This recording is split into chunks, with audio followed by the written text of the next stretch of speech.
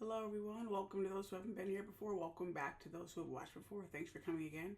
My name is Leah Langley, and it's that time of the year again, ready to give my official 2026 Oscars predictions. This year has been really kind of topsy-turvy in terms of, if you're watching this video, you likely have been following along with what's going on with the Oscars. One about after another, I think a lot of people have predicted that for a while to do really well in award season, has done really well in award season.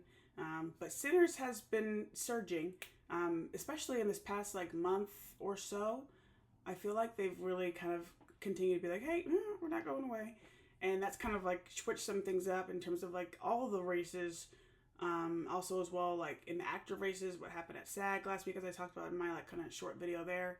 All that we're going to talk about.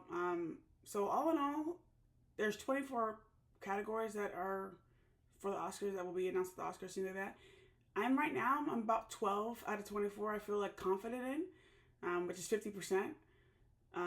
Last year, I had much more, the past couple years, if you think about the Oscars past couple years, we kind of had one movie that really kind of stood out and did well. I feel like the longest we can go back is Everything Everywhere All at Once.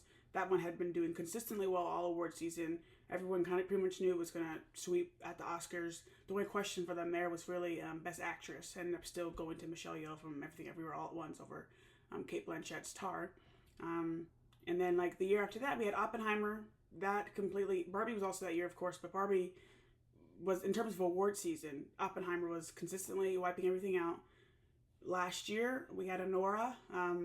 Some people didn't necessarily think Anora would be, and there was that kind of questions, but after Anora, in 48 hours, when PGA, DJ, and critics, it was okay, Anora's going to win, and they ended up winning a bunch of other things as well, and Sean Baker, broke a record, took home 4 Oscars for the same film. This year, though, it's been one battle. We've had Sinners, we've had Hamlet in there a little bit with their Golden Globes win. There's been a lot going on, and again, not just in the big categories, but even in some of the smaller categories. I don't want to say nothing small, it's Oscar, but those categories people don't always think about or know the names from people, those kind of things.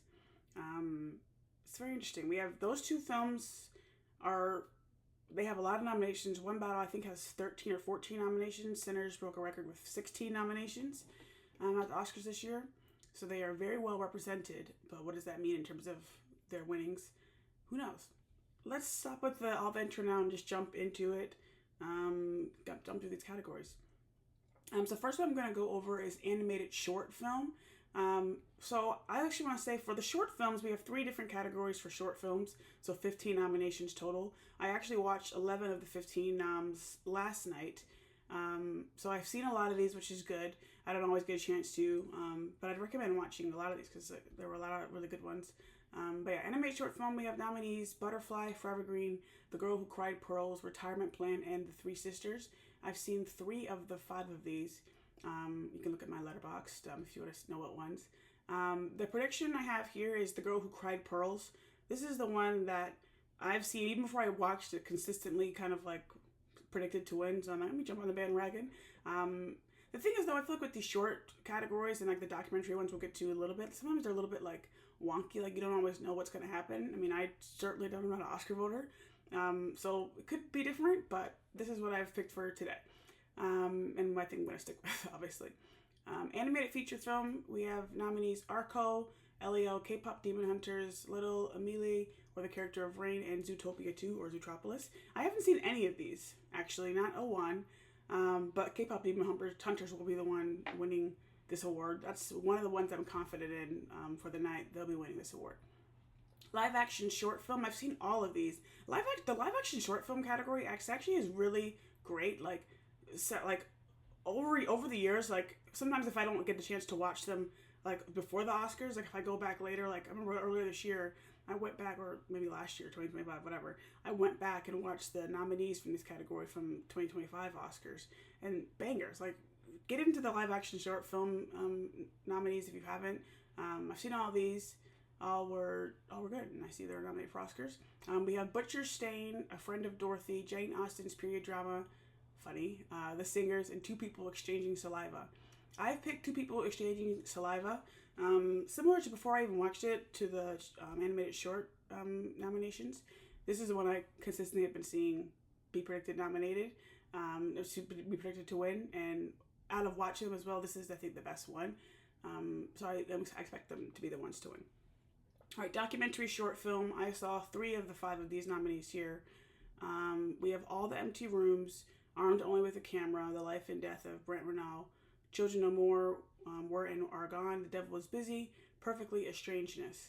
I'm giving this to All the Empty Rooms. That's another one I'm confident is going to be getting the win here. Same with the last category as well. I'm confident with that one as well. A beautiful short film about, it's Steve Hartman, I believe his name is, a journalist. He goes to these parents' homes and goes to the empty rooms of the children that have died from school shootings. So he goes into these rooms. They've like left them as is, really, as we've seen several parents have done in terms of it's a way that they can cope and deal with the loss. And it's kind of about, like, he has a photographer come with him, and they take pictures and talk to the family a little bit. And he talks about, like, I won't dig into this too much, but he talks about, like, kind of like the United States has become so desensitized from, like, and it's true because we have so many school shootings and shootings in general. It's like we have the headlines and they're like in and around, but then it's like, oh, there's another one in the next week, or there's so much going on, you like forget about like this this is a massive problem. But it's like, you know, you kind of just have to keep moving on with life. But it's like these people, these families who children don't come home and they leave these rooms, and I was just sitting watching and just crying. It's a beautiful thing, and it is very true. Like, you know, we get hit with so many things like all the time, not just the United States, but just like in general, you get hit with so much all the time. But it is like, I think because there's so many of them, some people, again, it's like, oh, it's another one, and it's like you still take it in and you still feel it, but it is like, it's different when you're going into these families' homes and seeing them still grieving, obviously, over the loss of their children, and having the room be set. And it's just, I can't go into more. I'm gonna keep crying. It's just a beautiful film. This is gonna win documentary short, and it absolutely should. I recommend you watch it. It's on Netflix. It's really, really good. Documentary feature film. My predicted winner here as well is one I was crying about a lot as well. The nominees, we have The Alabama Solution, Come See Me in the Good Light, Cutting Through Rocks, Mr. Nobody Against Putin, and The Perfect Neighbor. The Perfect Neighbor I've confidently predicted here to win. This is a film I put off watching for a very long time because I knew it would what it would like bring up in me and how emotional I would be watching and things like that. It's a story I followed for a while. This is about the killing of A.J. Owens in Florida in 2023. Her neighbor shot her through her door when she was going there to get her son's iPad. The neighbor had been complaining a lot about the children for a long time. Not just her children, but children in the neighborhood who were playing and things like that in these duplexes that were living around. And the film is primarily from like police body cam footage, and we have like this like documented history of like the police coming and saying, all right, you can't keep calling for this, and their kids, and they're not stealing your car, they're 10 years old, all these kind of things going on up until this fateful night. And the subsequent like reaction, like stand your ground laws in Florida. She wasn't arrested right away. She eventually was charged with manslaughter. Some people thought she'd been murder and things like that, and she'd get charged and was found guilty in 2024, all these things. But watching this film, I put it off for a while. Even I started watching it on Friday, and then I stopped because I was just like, ooh, I was getting myself, I wasn't, and I had to come back to it. Finished it today, Saturday, March 7th. And it's a great film, but it also obviously is terribly sad. A mother of 4 was lost. And again, I said I'd been following the story for quite some time. I watched The View like every single day, and her mother and her son, who was standing next to her when she was shot as well, had been on The View before a couple times. And so anyways, thinking about all these things and whatnot, and seeing this, you know, the whole kind of lead up and the behavior of this woman and things like this, and just like horrible. But a good film to watch. And this will be winning documentary feature. Moving on. Some emotional things there. We have visual effects. The nominees here are Avatar: Fire and Ash, Jurassic World Rebirth, The Lost Bus, Sinners, and F1. This is going to Avatar, Fire and Ash. It's confident for me there. That one's definitely, they're going to be getting it. All right, and we have our first one where I'm kind of like a little bit shaky here, but we'll see. We have film editing. Nominees, we have F1, Marty Supreme, One Battle After Another, Sentimental Value, and Sinners. So right now I've picked One Battle After Another, but I still am keeping F1 and Sinners in the mix. Yeah, that's really all I have on that, and we'll just see what happens. Music, original score. This is the confident prediction I have. We have Begonia, Frankenstein, Hamnet, One Battle After Another, and Sinners. Ludwig Göransson from Sinners will be winning his third Oscar in a week and a day. He will definitely be winning this one. Music, original song.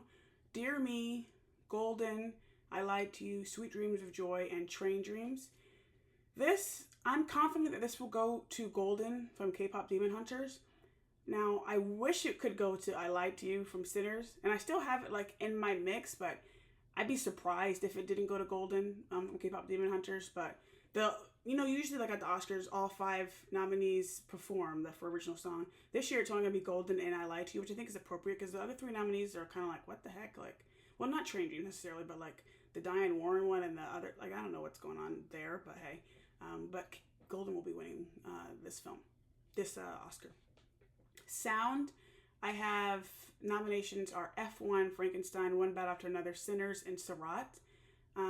This is going to go to F1.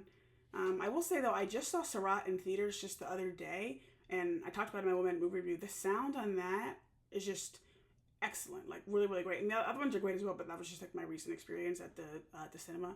Really excellent, but F1 will be winning sound, I think. Makeup and hairstyling. This is another one where I kind of am confident, but I still am leaving a shout out here. We have nominees Frankenstein, Kukuo, Sinners, The Smashing Machine, and The Ugly Stepsister.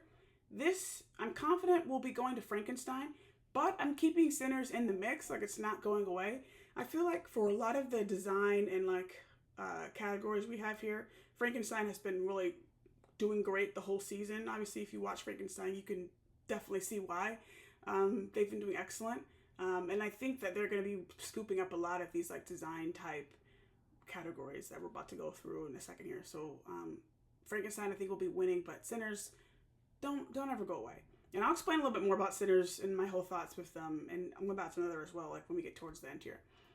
Production design, we have nominees Frankenstein, Hamnet, Marty Supreme, One Battle After Another, and Sinners. Similar to how I just spoke about makeup and hairstyling, Frankenstein will be getting this, but I'm keeping Sinners in the mix still. They're in the mix, but Frankenstein will be getting this. Costume design. Oh, look, it's kind of the same thing. We have Avatar, Fire and Ash. Pause. What? Anyways, Avatar, Fire and Ash, Frankenstein, Hamnet, Marty Supreme, and Sinners. Frankenstein will be getting it, but you cannot sleep on Ruthie Carter from Sinners. And the most nominated Black woman of all time, and also the only Black woman with 2 Oscars. I'd like to, I'm going to say that one more time so you could, I usually say read that again if I'm typing it. I'm going to say it again. Ruth Carter is the only Black woman with 2 Oscars. Let that sit in there a little bit and think about how mad that is. She just earned that a couple years ago when she won. She won for Black Panther and then won for Wakanda Forever costume design. The great, to go with Ruthie Carter. Casting. This is a new Oscars category this year. Really great. We have nominees. We have Hamnet, Marty Supreme, One Battle After Another, The Secret Agent, and Sinners. This will be going to Sinners, Francine Maisler. No one will be surprised at them winning. I mean, they just won SAG Ensemble at the SAGs a week ago. This will be going to Sinners without a doubt. Cinematography.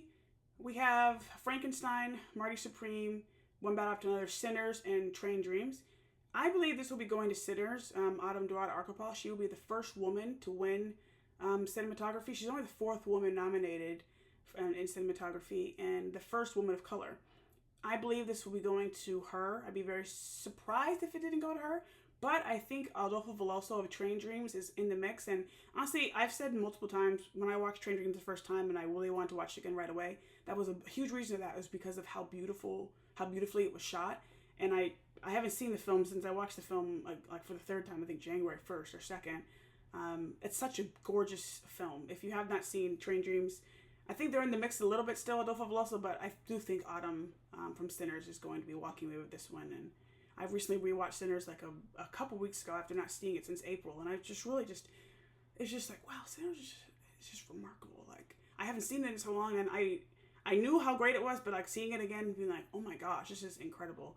Sinners, I think, will be winning this one.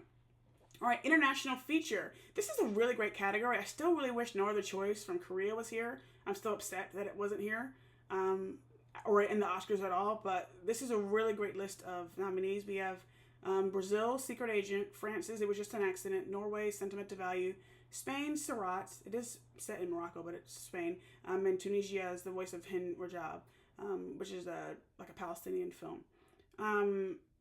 Also, I say It Was Just an Accident too is in Iran, but it's whatever. These things, these like international features, sometimes like the source countries. Think about last year with Emilia Perez. It was like French, but it was Mexico. Like, you know. Anyways, I'm picking The Secret Agent from Brazil. I will say too on international feature. I think they should change this to give the Oscar to the country and the director. I feel like directors deserve to get awarded for this. But I get like it's kind of like, well, it's not just you who does it, but I don't know. I wish they got wins. I think you can't sleep on Brazil. I mean, Brazil won their first Oscar last year with Ainda Estou Aqui, or I'm Still Here, with that great film. What was it? Fernando Torres. Excellent film. I need to rewatch that. It's a really beautiful film. And don't sleep on Brazil. I feel like I'm taking Brazil over films like Sentimental Value, which will be my next pick, or It Was Just an Accident. Well, I will say my next pick's Sentimental Value and The Secret Agent. Those two are the ones who are nominated for Best Picture of all the list here. So it's kind of like, okay, those two are like more highly rated than the other ones, let's say. It Was Just an Accident, I think, is such an important film, especially now what's going on in Iran. Even before, I mean, it's such an important film, and it would be great to get a speech from the director. But I don't think it's going to be winning here. I pick Secret Agent over Sentimental Value for a couple reasons. Obviously, Sentimental Value has four acting nominees, which is great. Secret Agent has Wagner Morin, Best Actor, who has a really good chance of winning Best Actor still. But Secret Agent is also nominated for casting, which makes me think over Sentimental Value is not, which makes me think as well and lean more towards Secret Agent winning international feature. And also, again, the Brazil element. That Brazil contingent is strong, and they're going to be riding hard for Brazil, obviously. So I think it'd be great. Brazil can follow up with another Oscar win right after the first one last year. I think that'd be really great. All right, we're in kind of the final little bit here. These next three I'm going over are all ones I'm confident in. I think many people are as well. Original screenplay, writing, we have Blue Moon, It Was Just an Accident, Marty Supreme, Sentimental Value, and Sinners. Ryan Coogler will be winning his first Oscar for original screenplay, Sinners, without a doubt. Adapted screenplay, writing, Begonia, Frankenstein, Hamnet, One Bad After Another, and Train Dreams. And Paul Thomas Anderson, depending on what the order of the night, I guess, which this probably will go first, he'll be winning his first Oscar for his screenplay, One Battle After Another. Absolutely. Next up, directing, we have nominees Chloe Zhao, Hamnet, Josh Safdie, Marty Supreme, Paul Thomas Anderson, One Battle After Another, Joachim Trier, Sentimental Value, and Ryan Coogler, Sinners.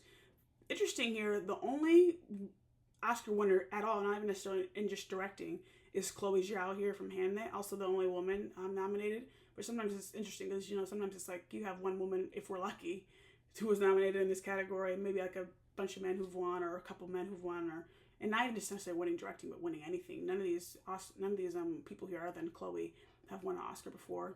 But Paul Thomas Anderson will be winning this one. I still say Sinners is in the mix, Ryan Coogler is in the mix, but I'd be shocked if PTA didn't win this. He just wanted the DJ, obviously.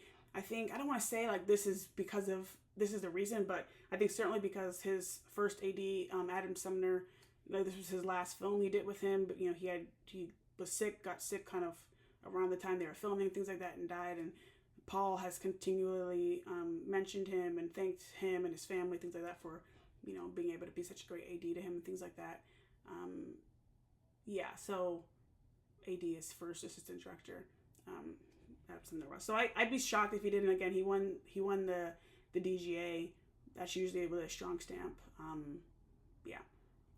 All right, we have our acting nominees now. This is where it gets if it has already been kind of funky crazy, but this is where it really gets funky crazy because of what's been happening the last couple weeks at BAFTA, at SAG. It's been up and down. So before I even go and read these, so let's remember, as I talked about before, SAG did not have any. The people in SAG, they apparently don't like to read subtitles. I don't know. Like, they've consistently had this problem where they don't nominate films that are not in English. So nobody, Sentimental Value, Secret Agent, nothing, none of those movies were nominated at SAG. So there was a lot of people who were missing who have really good chances at winning the Oscar. Like our first one here, actor and supporting role nominees are Benicio del Toro, Jacob Elordi, Delroy Lindo, Sean Penn, and Stellan Skarsgård. Everyone on this list has kind of like won something. I'm trying to remember what Benicio has won, but everyone's pretty much kind of won something. Sean Penn has been winning what he won. Did he win a Golden Globe? No, he didn't win a Golden Globe, but he won like critics. He won BAFTA, and then he won SAG. He hasn't been at like a bunch of these award shows. He didn't go to the nominees luncheon for the Oscars. I think he'll be winning this Oscar. I think he'll be winning this, but it'll be his third Oscar. He has 2 already. Yeah, he has 2 for, I think, both Best Actor for Milk and Mystic Pizza. Not Mystic Pizza, Mystic River. I'm thinking Licorice Pizza. I'm thinking PTA Films. I think Sean Penn's gonna win. Do I want him to win? No. I think he was excellent as Colonel Lockjaw in One Babs Another, like really excellent. But Stellan Skarsgård, he won the Golden Globe. He's still in the mix. I feel like I think I'd be happy to see him win as well. I think he's excellent in Sentimental Value. I mean, everyone here is excellent in their films. I think some people were speculating Delroy Lindo could be somewhere in there because, like, since things are so chaotic and people don't know, there's not like one person that people are surging towards. Like maybe he can like get enough votes to like kind of like just have enough to get by. Like, think about last year in our acting categories. The only question mark really was Best Actress between Mikey Madison and Demi Moore. Everything else was pretty much settled like a month before the Oscars at least. And I'm trying to remember what it was like the year before then. I think it was kind of similar the year before then too. It was like the only question was Best Actress. It was like Emma Stone or Lily Gladstone. Like, this year it's upside down. Best Actress is the only one I'm confident in. Everything else is kind of like, whoa, we're up in there. But I'm sticking with, and I'm not going to do this again. I'm sticking with Sean Penn one after another. But Stellan and Delroy are still in the mix there. Don't count them out. I think, again, as I said, I keep foreshadowing, but I think the whole, like, people who are going for Sinners as a whole, like Delroy and other categories, things, people can benefit from that. People just, like, wanting to, like, give Sinners their flowers, give Sinners awards. So Delroy, you don't count him out. Stellan certainly don't count him out. He won the Golden Globe and things like that. Delroy won an NAACP Image just like last week I think last week. So that's an interesting category. We'll see what happens. I don't think Sean Penn really wants to win. Will he even go to the Oscars? I don't know. He hasn't been going places. I don't think he really cares, but people obviously, they don't care if he doesn't care. They care and they want to award him. So yeah, we'll just see. All right, another kind of topsy-turvy category, actress in a supporting role. We have 5 nominees here. I have 4 of them highlighted, as in terms of like, if they're in there. We have Elle Fanning, Sentimental Value, Inga Ibias-Sterlians, Amy Madigan, Wunmi Mosaku, and Tiana Taylor. The only person I don't see having I would never hear her name called is Elle Fanning. I don't think she doesn't deserve to have her name called or anything like that. She was excellent in Sentimental Value, but I think these other 4 are in the mix. My next kind of like not fourth place in terms of like my personal thoughts, but who I think is like 4th from like potentially winning is Inga.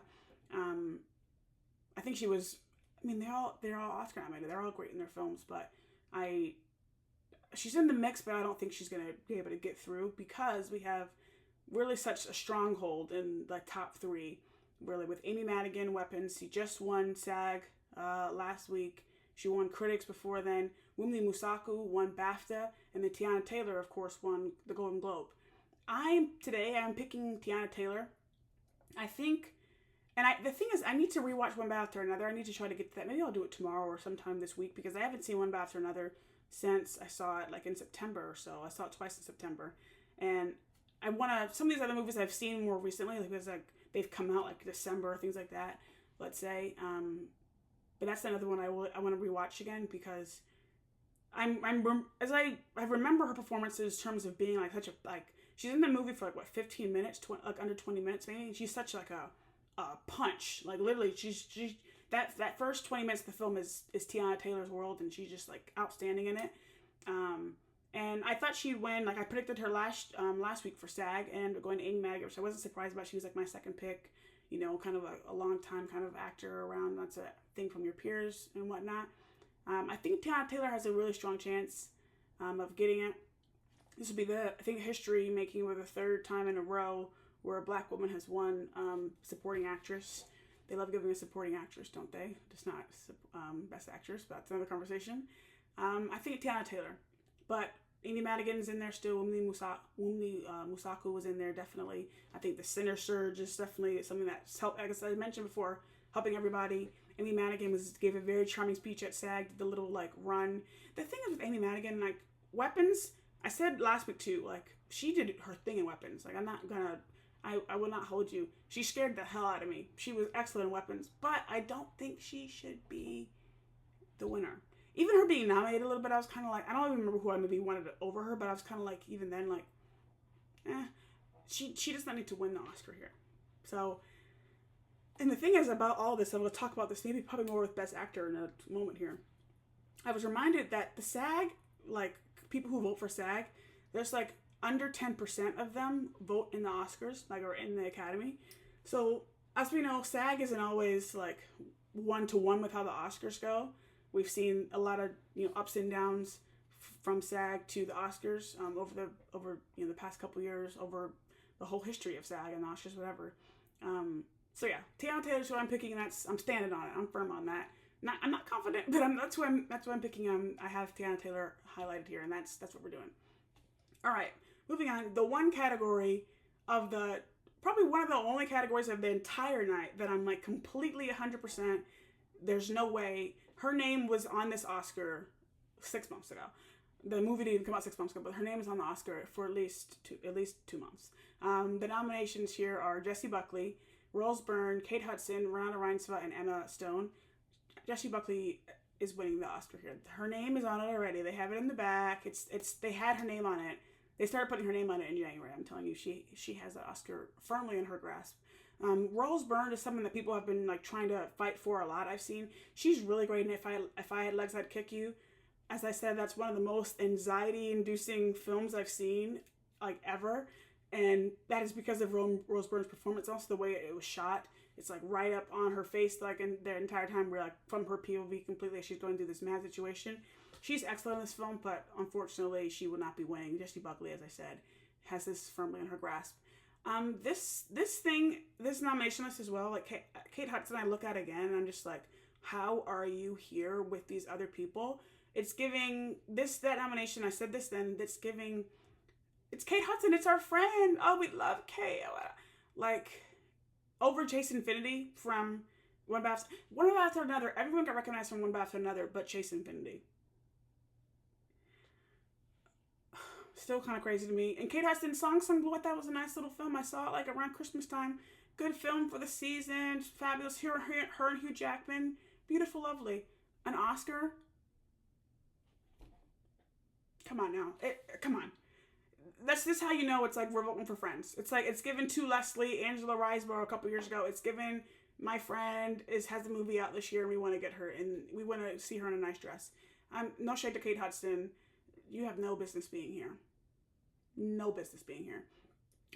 But Jessie Buckley is winning, so that's great. Actor in leading role. Whew. I can't wait to see how this goes on Sunday night. I cannot wait. We have Timothée Chalamet, Leonardo DiCaprio, Ethan Hawke, Michael B. Jordan, and Wagner Moura. How weird is it to be looking at an actor in leading role list and say like Leo is out of it? Leonardo DiCaprio is out of it. He was excellent in One Bath After Another, but he's not going to be winning here. Ethan Hawke, I thought was excellent in Blue Moon. He will not be winning here. The people I have who are in it are Timmy, Michael B. Jordan, and Wagner Moura. Now Wagner Moura, he won at the Globes. Again, he wasn't nominated at SAG. They don't like to read subtitles. I think he's still in it. Again, as I mentioned before, Secret Agent. The people are going to surge. for Brazil and things like that, they're going to be surging. He's still in the mix, and he's excellent in Secret Agent. I just rewatched it again like 2 weeks ago. I went to cinema to see it again. And it's a great performance from him, and great film, and all those kind of things. But he's in it, but I don't think he's going to be. I don't think he's going to win. Now, if he wins, I wouldn't be surprised, but I don't think on my list of these three, I think he's the third for me right now. Now, Timothée Chalamet and Michael B. Jordan. Michael B. Jordan won SAG last week. Nobody won. I mean, Robert Acapara won at BAFTA, but nobody from the Oscars list. Timmy won at Golden Globes. He won at Critics. He's kind of been like the number one for a while. He still technically is, I think, in like terms of like the odds and whatnot, but he has taken a dip as Sinners has been surging, and that really capped off with Michael B. Jordan winning at SAG last week in this lovely moment. Viola Davis gave him the award. It was just a beautiful thing. She quoted August Wilson play. I know she was saying it first, and then I saw it later. Anyways, I'm really going off on a tangent here. But I think Timothée Chalamet has lost it a bit, and so much so that I'm saying Michael B. Jordan is going to be winning Best Actor, and I think it will be an excellent moment. I think it'll be one of the best moments of the night.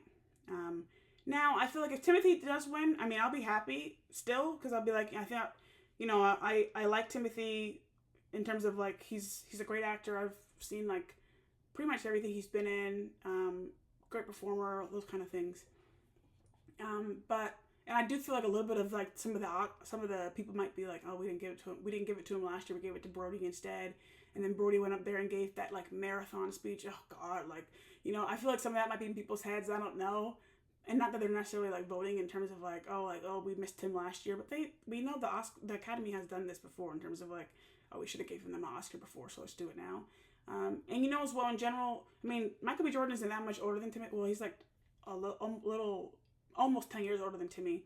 But the actor in a leading role, like, it hardly goes to a younger person versus like Best Actress. We've had so many young Best Actress winners or even nominees. Like the youngest Best Actor winner is Adrian Brody for The Pianist in 2002 at 29 years old. Like they don't like giving. It's just history. Like they don't like giving Best Actor to younger people. Timothy is 30. That's there. The character from Rise Supreme is not a likable character, so some people might feel like, oh, this guy's a jerk. I don't want to vote for him, even though Timothy was great in it. But like Marty Mauser sucks. Like I don't want to vote for him. But Michael B. Jordan playing twins here, Smoke and Stack and Sinners, is magnificent. And I think the SAG win is definitely going to help him surge. In general, Sinners and what they've been doing, and the whole kind of like, them surging and saying like, hey, don't forget us. I think he has a really, really strong chance of winning, and I am picking him as my winner, as my predicted winner. But Timothée Chalamet, if his name is read, I won't be surprised. Same for Wagner Moore, I won't be surprised if his name is read. But I would love to hear Michael B. Jordan's name read and to win that night. All right, and now for the final category, Best Picture. Our nominees here are Begonia, F1, Frankenstein, Hamnet, Marty Supreme, One Bad After Another, The Secret Agent, Sentimental Value, Sinners, and Train Dreams. Great list. As I've said before, F1 does not belong here at all. I don't know why I have no idea how F1, well, I know how F1 made it in. I mean, look at the producers who are nominated, but F1 doesn't belong here. Now, One Bad After Another, they are who I've picked to win this award. At great pain. They've won DGA, they've won PGA, they've won Critics, they've won Globes, they've won BAFTA, they've won all over the gambit, and I believe that is why they will be winning Best Picture. Although, as is a theme in this video, Sinners is surging and has consistently been surging. I mean, Oscars voting ended, so it doesn't, like, if they're still surging now, it doesn't matter. The Oscars voting ended on Thursday night. Now, if they read out Sinners, I'll be ecstatic and happy. Now, One Bad After Another is one of my favorite films of the year, as is Sinners, as are a lot of films on this list. A lot of them have made it on my favorite films of the year. I think actually like 9 of the 10 made it on my favorite films of the year. Or 8 of the 10. 8 of the 10 made it on my favorite films of the year. So these are all great movies. Again, F1 doesn't belong here. It still made it on my favorite film, one of my favorite films of the year, because the movie experience was great. I'm getting off on a tangent. Let me focus. One Bad After Another and Sinners Both are great films. I'd be happy to see either of them win. Very happy to see either of them win. I'm sticking with One Bad Apple there because that is where the trend is going. Everything is pointing towards that. But think about it, like, okay, like, I don't remember if, I think Coda won SAG. I don't know if Coda won any of the other, like, guilds. But think about Coda, like, Overpower of the Dog a couple years ago. Like, that kind of won, and that's kind of surprised some people. Sinners could have one of those moments where they kind of are called and they get up there. The thing is, the Best Picture, they're the one category in the Oscars where everyone votes for it. You know, all the other categories, it's like the actors branch, the writing branch, the documentarian branch, the like design branch, like whatever. Like people vote in their sections, which I think makes the most sense. The Best Picture, everyone's able to vote for this one, but the way they do it is they, instead of like saying like, oh, this is the one I want to win, they have to rank the films 1 through 10. And based on how that goes, the Oscars, the Academy, like counts up who has the most like number one votes. And if it happens to be a tie, then they like, you know, do the system of like elimination and whatever. So that's how it is. It's not like, oh, everyone's putting in their hand for Sinners. It's like 1, 2. It's like they're numbering the films, which can make it obviously a little bit more like interesting in terms of like, oh, what happens? Because like say a bunch of people put like Sinners at 1, OBA at 2, or OBA at 1, Sinners at 2. Like, what does that mean in terms of the other stuff going on? So a lot could happen. I'm saying One Bad Apple will be winning. I think it'll be surprising if they don't, just because of everything that's been happening up until this point. But Sinners, you cannot count them out. I think this has been a theme throughout this whole like predictions I've given, like in all the categories. One, Sinners got nominated for 16 Oscars for a reason. There's certainly like nothing to like, you know, not like take seriously. They're in there. People are writing hard for Sinners. A lot of people are writing hard for Sinners. But does it cross that final finish line of winning Best Picture and having this great moment? I don't know. It'd be great to see. I'm safely on this one. I've gotten a little bit more risky on some of the other ones, but on this one, I'm sticking with OBA. But Sinners is definitely in the mix here as well. And we'll just see what happens. We are 8 days away from the Oscars as I'm filming this. Hopefully I can post it on the same day. I don't know, but we're 8 days away as of today, March 7th, and this has been a long award season in general. Like, I kind of didn't even think about it until a couple weeks ago. Like, oh yeah, the Oscars are back this far this year because of the Winter Olympics. They pushed it back to like not get in, to like not mess that up. Because like we need to bring back the Oscars that were like end of February, even like mid-February, something like that. Like this, like Oscars on March 15th is crazy. Like this has just been a forever long season. And I think as well, to some level, like the Academy now has required, they should have always done this, has required voters to like watch all the films to vote, like in their things. I saw someone, an Academy board anonymously said, oh, I didn't watch like one of them, but I just said I did because I wanted to vote, you know, whatever. But so people have had more time to like watch all these films, let's say, like certainly in the Academy, but also like people in the general public, because it's been like so long since the Oscars have come. A lot of these movies have been out in cinemas for a while. Like luckily for me, I've seen, like I said, like this Best Picture list. I saw all of these films, like, you know, at the latest December, which has been good, to be able to have them in my bank already. And now it's kind of just like rewatching some of them. All of these films, apart from Frankenstein, I've seen more than once in the Best Picture list. So there's good things in terms of like, oh, you have time to like watch everything, and for people, like say, who are in smaller towns or whatever, have a chance to like watch it when it gets on streaming. A bunch of these movies are on streaming now and have been for some time, and so you can catch up that way and all that kind of, you know, great, beautiful stuff. But it's like March 15th is crazy. Like I'm obviously I very much love movies and all these kind of things, but this is I'm tired. I imagine people who were like had to do this campaigning for like what felt like a year, like too long.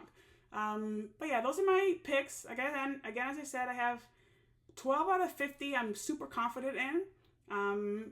But the other 12, I have some confidence in them. I may be a little bit teetering, but I have 12 out of 24 I'm confident in 50%. And the other 12, I have still some confidence, but we'll see what actually happens on the night. I'm looking forward to the Oscars and seeing how everything goes. And yeah, looking forward to the next lineup of movies for this next year or next Oscar season. We gotta do it all again. We gotta keep on going. But yeah, let me know your predictions below in the comments. Do you agree with me? Or do you not agree with me? Tell me what you're thinking about the Oscars. Have you seen, like, let's say, like, the Best Picture nominees? Have you seen all these films? you know, things like that. Chat to me below. Tell me what you thought. Tell me what you think. Your most kind of like crazy, maybe predictions or whatever. If you think some mine are crazy, let me know. But we'll just we'll talk down there. I'll see you guys in my next video. Oscar's just coming, so just hang on a little bit longer. Bye bye.